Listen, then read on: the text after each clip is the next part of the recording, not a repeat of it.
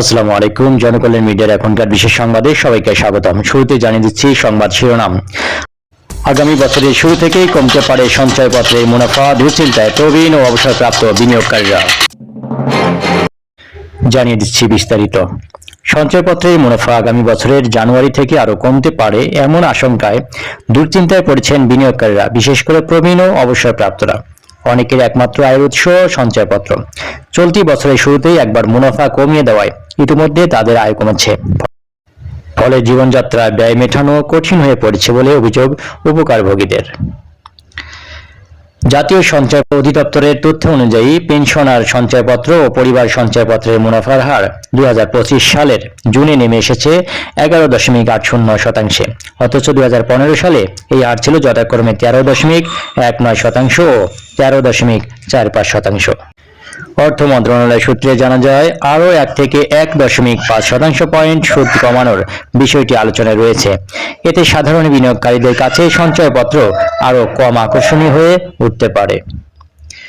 সঞ্চয় অধিদপ্তরের তথ্য বিশ্লেষণে দেখা যায়, 2024-25 অর্থ বছরে সঞ্চয়পত্রে সরকারের সুদ পরিশোধ আগের বছরের তুলনায় 3,117 কোটি টাকা কমেছে। চলতি অর্থ বছরের প্রথম প্রান্তিকে সঞ্চয়পত্র বিক্রি কমেছে 52.65%। অর্থনীতিবিদরা বলছেন, অনেক সঞ্চয়কারী এখন ট্রেজারি বন্ড, বিল ও এফডিআর এর দিকে ঝুঁকছেন। তবে এখনো বড় একটি অংশ, বিশেষ করে প্রবীণ নাগরিক, নারী ও নিম্ন ও মধ্যম আয়ের মানুষ এবং অবসরপ্রাপ্তরা নিরাপদ বিনিয়োগ হিসেবে সঞ্চয়পত্রের উপর নির্ভরশীল। সঞ্চয়পত্র মূলত ছোট সঞ্চয় উৎসাহিত করা এবং নারী ও প্রবীণ নাগরিক, প্রবাসী ও প্রতিবন্ধীদের সামাজিক নিরাপত্তা হিসেবে চালু করা হয়েছিল।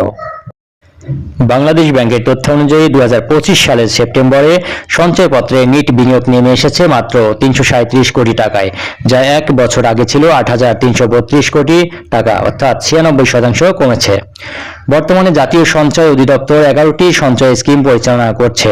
এর মধ্যে রয়েছে 4টি সঞ্চয়পত্র, 2টি পোস্ট অফিস সঞ্চয় ব্যাংক হিসাব, পোস্টাল লাইফ ইন্স্যুরেন্স এবং প্রাইজ বন্ড ও প্রবাসীদের জন্য 3টি বিশেষ বন্ড।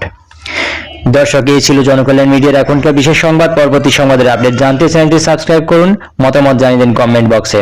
এতক্ষণ সঙ্গে থাকার জন্য সবাইকে অসংখ্য ধন্যবাদ।